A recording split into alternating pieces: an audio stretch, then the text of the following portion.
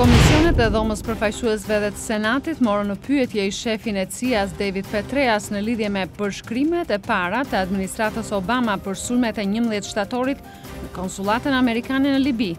Ligjvënësit thonë se Petraeus tha në seancë të mbyllur sot se ai besonte që në fillim se element terrorist ishtin të përfshirë në sulmin në Bengazi. Presidenti Barack Obama dhe udhëheqësit e Kongresit filluan negociatat për zgjidhjen e çështjeve të rëndësishme financiare para fundit të vitit.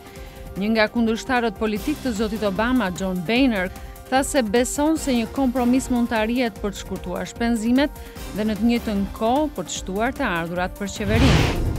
Një tren u përplas me një paradë në Texas, duke vrarë 4 persona dhe duke plagosur 17 të tjerë.